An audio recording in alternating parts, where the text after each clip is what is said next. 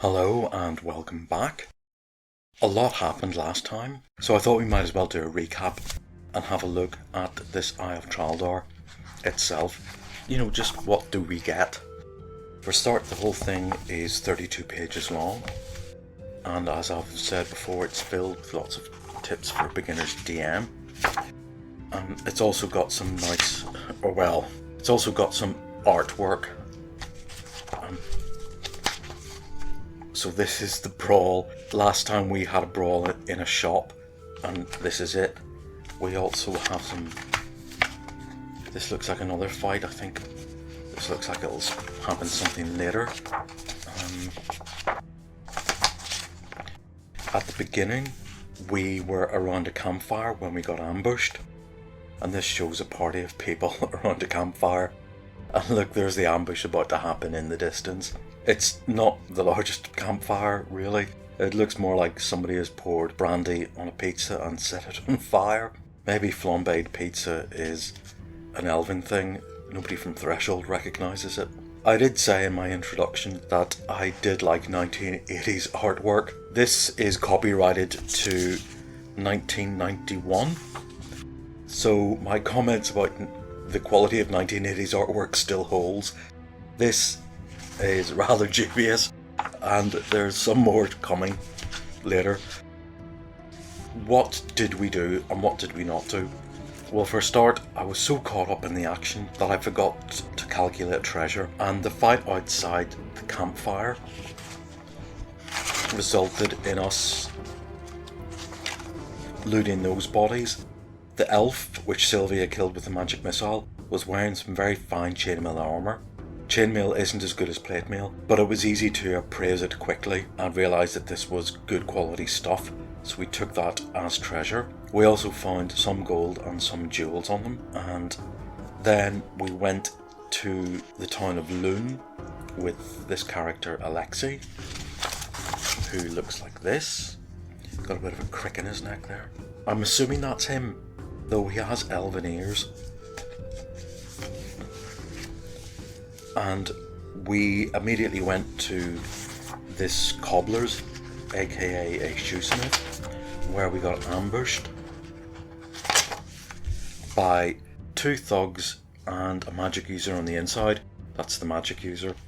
And there were two thugs on the streets who attacked Liz, Mal and Donard, and inside we had this character Alexei and Sylvia and Ben, and they cleaned out the two thugs. And here, from a door behind the counter, came another character. Now, having said that, the layout of the shop isn't exactly like that. They have the shop counter here and the door on the other side, and this is the door where you come in. That really isn't how shops work. Normally you come in through the door, the counter and the store, as drawn here, is behind the counter. I think this was badly done, It's a minor detail, but small details like this, I think this module could have done with, as I said before, a bit of proofreading. These rooms were largely unused, so I would have made the shop a bit bigger and pushed the stairs into the corner, but that's just me. Right, so we then went from this shop to a tavern where we met the real main contact of this quest, a guy called Lariath, and throughout the whole story we've been told about this Eye of Traldar, which is a magical gem that can read minds and control people, and the evil Baron the evil Baron wants to get it, and we have to get it off his hands. We talked to Lariath and he told us about another contact and how we have to get into Fort Doom. After that little session, we went back to the shop because we didn't loot anything there. We looted 3 more chainmails off the thugs, and one of them was another fine looking piece of chainmail. We didn't think much of the other chainmail, but Alexei said to us, "Keep this, it'll come in handy for later." He hasn't said why, but we're keeping all the chainmail. What we will find out later is that this one that we got from the elf in the campfire and the one we got from the thug leader here is a chainmail +1. But at the minute, we're told that we will need a chainmail, and I do indeed wonder why. When we looted the shop, we did rather well in terms of loot. A small amount of gold and silver, but a lot in gems. So much so that if you look at Donard's portrait, you will notice that he has leveled up. He is a level 2 cleric. I rolled for extra hit points and he got 2 out of 6. Could have been better, but he does get +3 due to his very high constitution, so he has now an extra 5 hit points. That puts him out of the danger zone of being one-shotted with a 1d8 dice. He will also be able to cast one spell, and he finally can cast Cure Light Wounds. Right. We go back to Leriath, who is dying in bed, and he has sent us on the mission to find the Eye of Traldar. He's our main contact, and we're told that Leriath offers the PCs magical healing for their wounds and magical help for their adventure. He will give them 2 potions of healing, is able to cast 2 Cure Light Wound spells immediately, which we do need, so we're back up to full health. He's a 3rd level cleric, and also loans a priceless Staff of Healing that can cure 1d6 plus 1 of hit points per damage per person per day. Oh, I misread that the first time. I thought it was 1 cure per day, but it's 1 cure per person. That's incredible. I'm going to check the DM's manual to see if that's the same description given there. That's much better than I thought.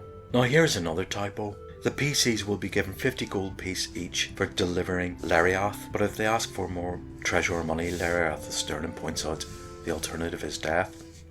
Will be given 50 gold pieces each for delivering Leriath. That threw me the first time I read it, because I assumed we had to take Leriath somewhere. I mean, where do we deliver him to? It's only when you read the conclusion of the adventure that you realise to finish the quest, you deliver the Eye of Traldar to Leriath.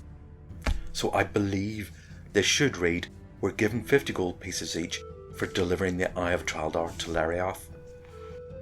We will be back in a minute because we leave Lune and we have to make our way to the town of Fort Doom, which is over the border in the Black Keep Barony.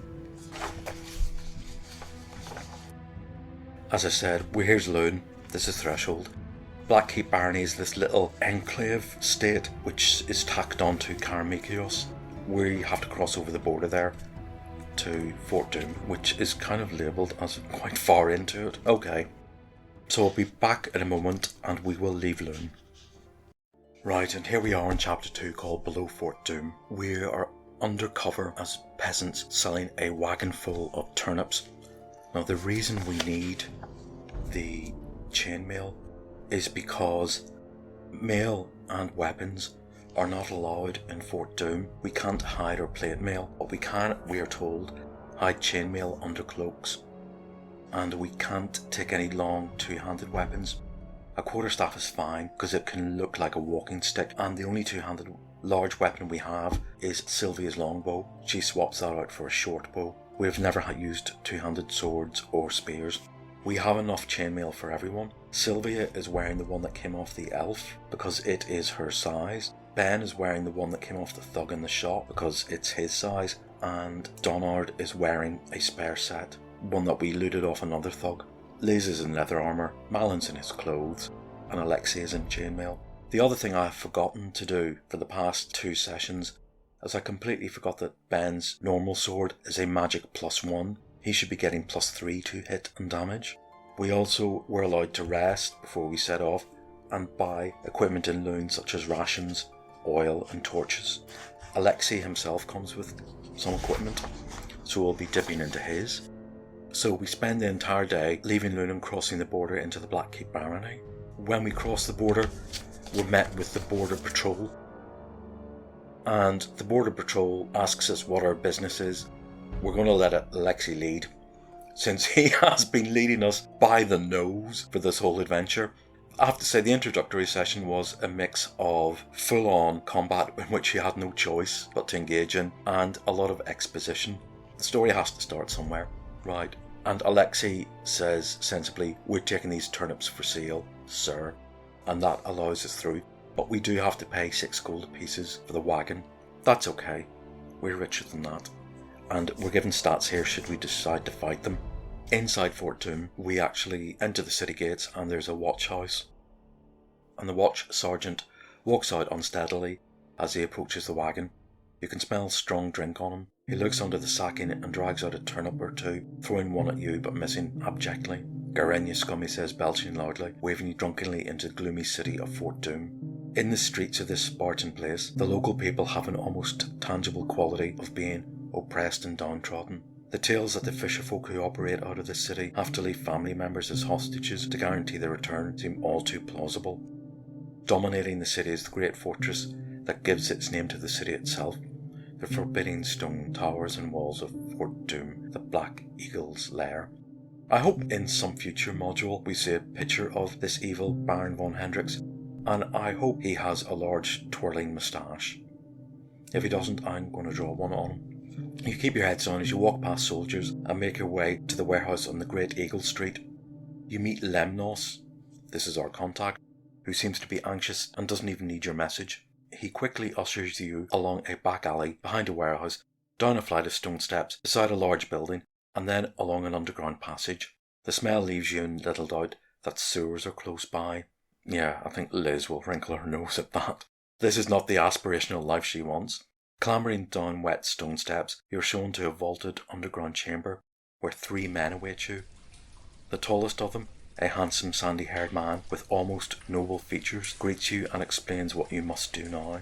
The Eye of Traldar is a magical gem stolen from the seer at the Lake of Lost Dreams, a yellow gem the size of a large hen's egg. It is set within a golden frame in the shape of a dragon's claw. The gem is certainly now within Fort Doom. Currently Baron Ludwig von Hendricks is away, as is his new court wizard Svlerdov, a sinister evil man reputed to be from Glamtree, a land of many supremely powerful wizards.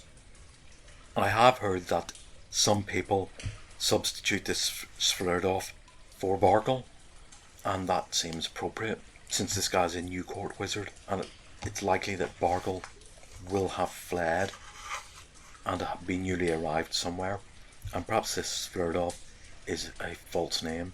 If they return to find the gem, all is lost.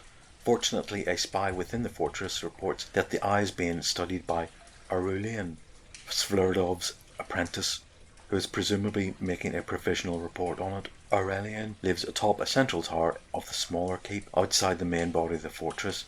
That's handy. His location makes a raid feasible because you won't have to enter the main body of Fort Doom itself to enter the keep. The fort cannot be directly assaulted. Petronius points out, who is this Petronius? Petronius, I'm assuming, is this man we've just met. Okay, this is his name. Although this was obvious from your own observations. Rather, an entrance will have to be effected via underground dungeons, and the hateful Baron has certain prisoners flung into a monster-infested set of caverns, and this is the one way to get into the dungeon levels below the fort. The dungeons lead up into the keep, and from there you must make your way to the tower and retrieve the eye. Got it. Enter the monster-filled caverns, go from there up into the dungeons, and from there up into the keep. Take the eye, leave. Sounds easy. This may not be so desperate as it seems, Petronius adds. The wretches in the fortress are always squabbling and backstabbing, and most of them are too terrified to take any real action. If the Baron is displeased, they will try to cover up any problems rather than deal with them. Right now I'm going to assume that this means, should there be fighting in one room, all the other guards don't pile in on us. They assume it's trouble, and they're also going to assume that if there is trouble, it's somebody else's problem to deal with. So you might be able to get away with raids for a while, but don't press your luck. Time grows short. Perhaps you can find a way through the monster caverns to the entrance in the castle dungeons today. What do you say? I know what Liz says. She looks around the sewers and says, is this where we're going to be living for the next few days? Donard steps forward and says to this Petronius guy, just to let you know, she's a real-life actual princess. And he steps back again and gives Liz a little nod. Right, assuming they agree. We do agree, there's no need for delaying. We're rested, we're healed. Our spells are ready. We have finally a lot of healing. They will be led by one of Petronius's men through the sewer viaducts to a winding passage, which is the entrance to the monster caverns. If the PCs want to delay, they will have to sleep here in the sewer viaducts, so make sure there's wandering monsters. Again, a little tip for DMs. There's always ways to punish the players for not cooperating, and in a moment we're going to enter the monster caverns. The game actually gives you a detailed close-up map. This is the campsite. This is the town of Loon. This is the Western Road. And this is the path to the Black Eagle Barony. And it says here that 1 hex equals 2 miles. 2, 3, 4, 5. Okay, so that is quite a long march. Right. So here we are in these dark, dank caves. This guy Petronius, who we met in the sewers, he will be our fence if we want to change cash or treasure into gold. I'm guessing we're going to have to sleep in the sewers, and we will sleep here in the entrance. Certain members of our party are not happy with that, so we're here.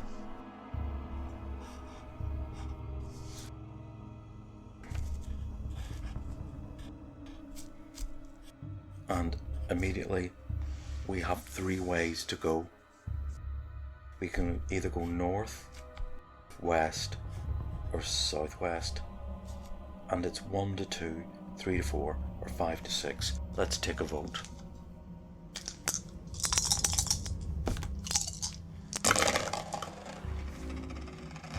And 5 to 6 clearly wins, so we're going to go down this corridor here.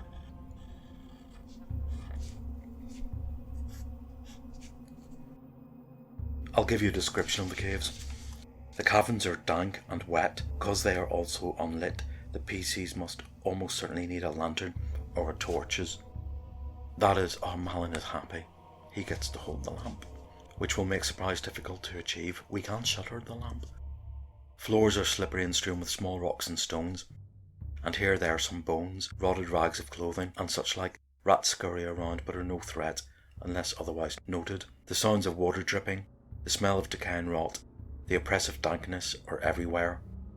Somewhere in here the PCs must find a way up to Fort Doom. Okay. I forgot to mention last time, we went back to the shop to loot and we found another chainmail +1 and lots of treasure. Our motivation for going back to the shop was the idea that these thugs may have had something on them as a clue. They had no clues, they had treasure. Right. And I'll give you a recap of our new armor classes. We're in chainmail.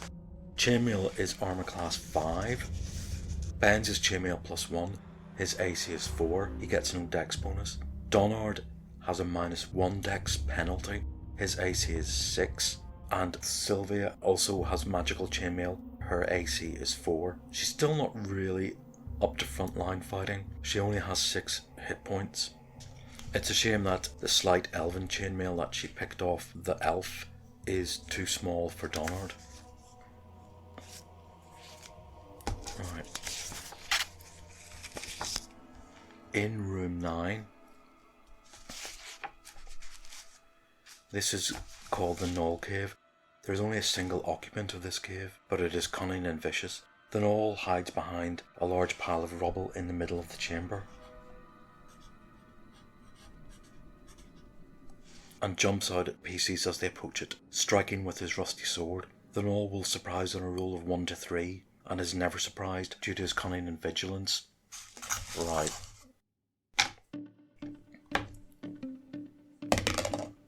And it doesn't surprise, so we're on to initiative.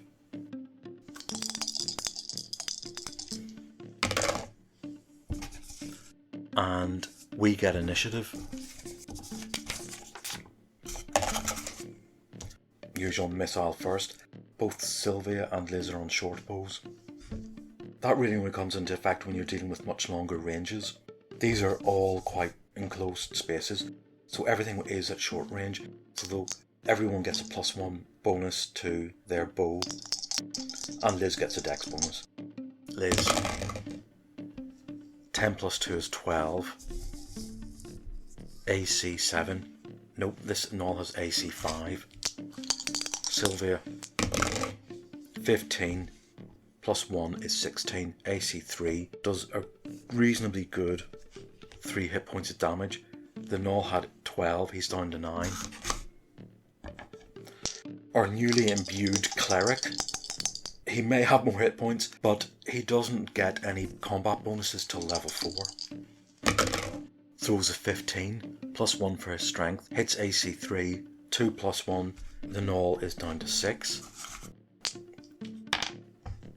Ben, who needs to show who's the boss around here, throws a 10 +2, 3. I forgot, as I said, for the last 2 sessions I've forgotten. That's a 13. That's a miss, magic weapon or not. And we have Alexei, who also gets a +2 bonus. And he throws a 15 with a 3 damage, +2 is 5. This gnoll has 1 HP left.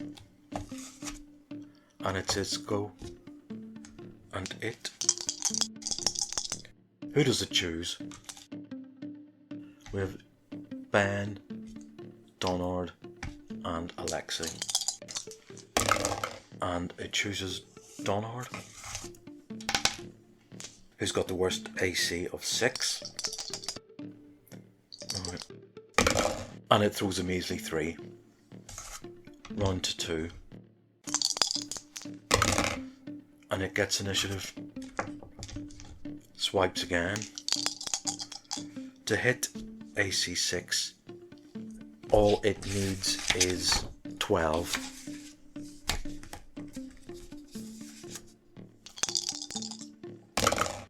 And it throws a 14. And it does 7 damage. As I said before, whenever they hit, they never do 1s, do they? So that's Donald immediately down to 6. That's his level up, plus more gone. Right. Our turn. It has 1 HP left. Sylvia. She takes it out with that 1 HP. It's dead. And Donard, even though he isn't the most excitable of people and is quite grim, is going to cast his 1 Cure Light Wound spell. 1d6 + 1. This is your first one. Please make it a good one. And it's a 1. Okay, well, you've got to start somewhere. So he's back up to 8 HP. Right. We'll unshutter the lantern and we'll search the cave. And we find some treasure, platinum pieces, 26 gold, 12 silver pieces, a silver dagger, and a silver vial. Inside the vial is a potion of invisibility. Well, I suppose we've no option.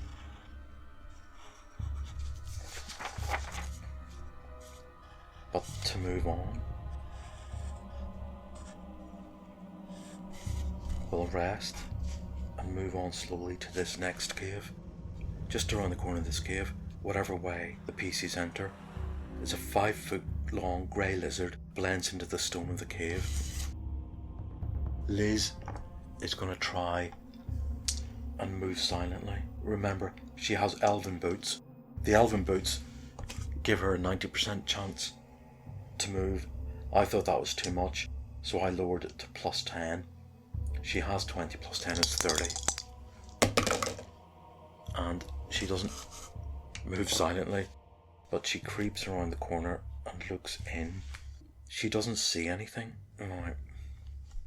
So she reports back that she doesn't see anything. Oh, sorry, we're here. Yeah. We're here. She creeps forward, doesn't see anything, reports back, and so the main guys take the lead, and lo and behold, there is this big grey lizard in here. It surprises on a roll of 1 to 3. And it surprises. Who does it surprise? And it goes for Donard again, who has got the lowest AC. This creature just needs a 10 to hit.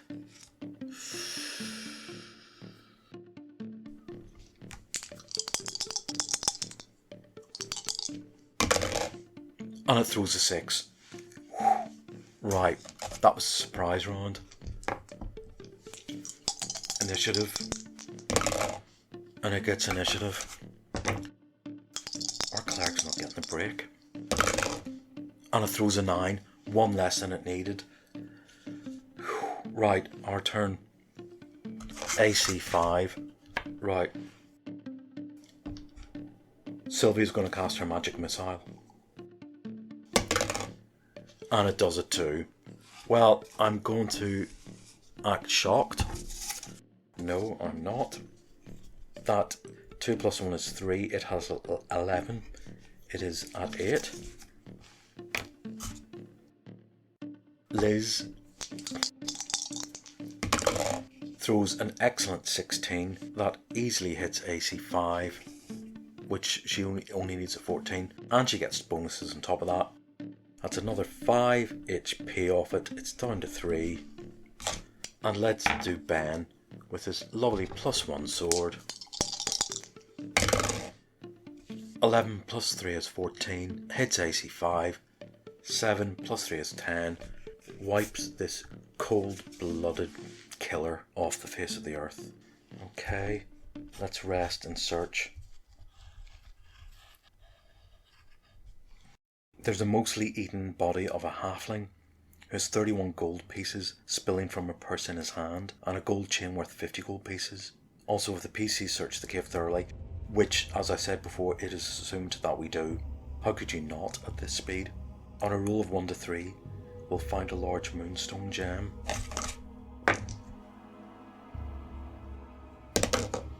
And we don't find it. So we have to move on.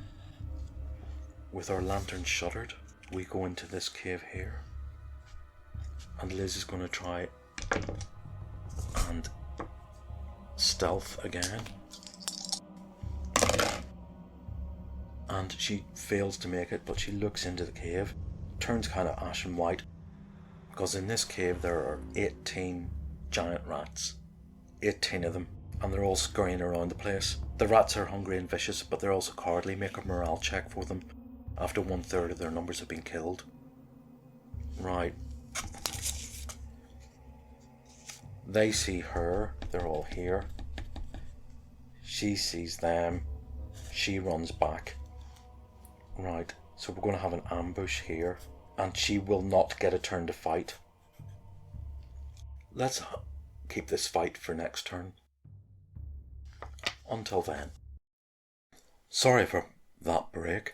Real life intruded there for a minute, and I thought I would have to finish this tomorrow.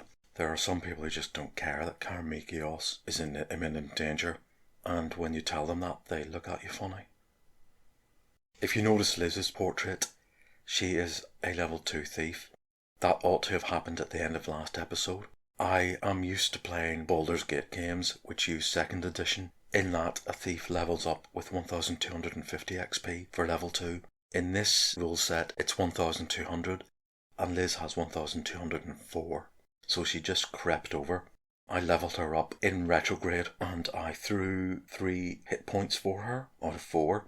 That was good. +1 for her good constitution. She also gets +5 to all her thieving skills. Her move silently is up to 25. She's got a pair of elven boots for +10, which was 35. So she would have made that sneak roll into this rat's cave here. She's still holding a shuttered lantern, which may attract attention. The other thing I did wrong last time is when everybody switched into chainmail, I forgot to add their shield. So I had to bump everybody's armor class up by 1. I don't think that would have made any difference in combat. I don't think there were any dice rolls that were made or lost on a roll of 1. So Liz has made her sneak into here. She's seen 18 rats. I'll do hide in shadows. Even though she's on the edge of things here, she's not actually into them, but we'll see what she gets. And if she fumbles badly, the rats see her. And yeah, she fumbles badly enough, that's a 55. So yeah, the rats do notice her, despite her successful move silently. I would say it would have given her a little edge.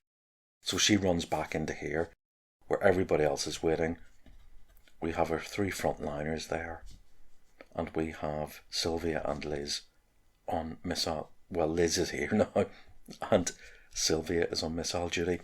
And there's 18 rats. There's not room for all 18. These are giant rats. So I'm going to do 9 in one wave, followed by the second 9. So they come running in. There's no surprise, because Liz has made sure we aren't surprised. Let's go for it. initiative. And we get initiative. Right. Now the first thing when we see 9 giant rats is we cast sleep. Well, Malin casts sleep.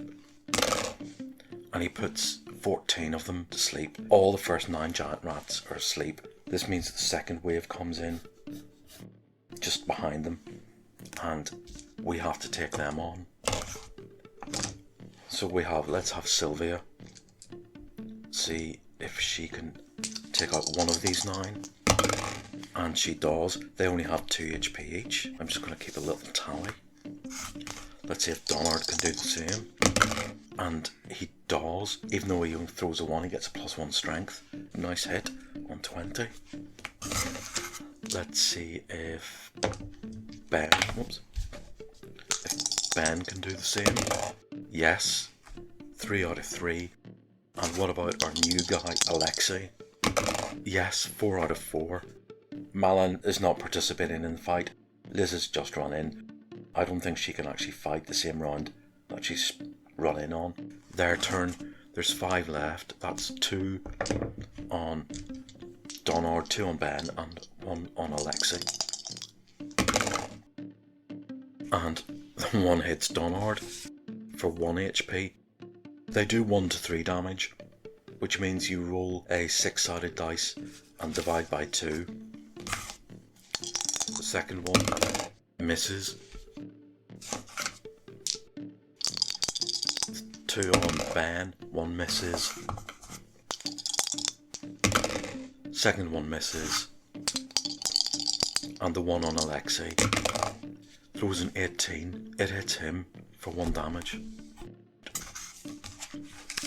We're told that these rats are cowardly, so make a morale check for them after 1/3 of their number have been killed. Well, 9 have been put to sleep and 4 are dead. That's 13 out of 18. That is definitely more than 1/3. Technically not killed, but I shall do a morale check anyway. And their morale is 8. They fight on. Okay. So their turn. So round 2. And we get initiative again. I can't see them surviving long. There's 5 left. Standing. Sylvia hits. Liz misses. Donard misses. Okay, maybe they will survive. Ben misses. And Alexei, 10 plus 2 is 12. AC 7. They have AC 7. So that's another one dead. There are 3 of them left. Right. 1 on Donald. Misses. The 1 on Ben. 15 is AC 4. He's got AC 3. Thanks to his shield. And the 1 on Alexei. Misses. Right. So we're on round 3. And there are 3 rats left. And they get their initiative, so they go again. Hits Donard for 3 points. I'm not going to swear.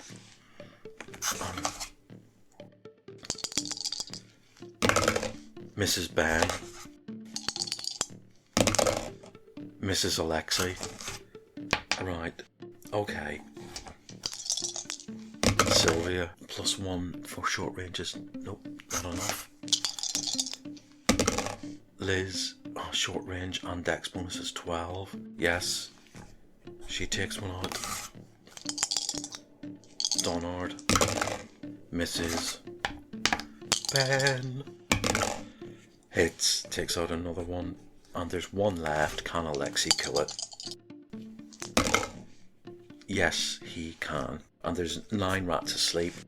Within a few minutes, there are 9 rats dead. There is no treasure in this area. Right, with this area cleared, we go in and investigate, and this is where we are going to leave the adventure for today. See you next time.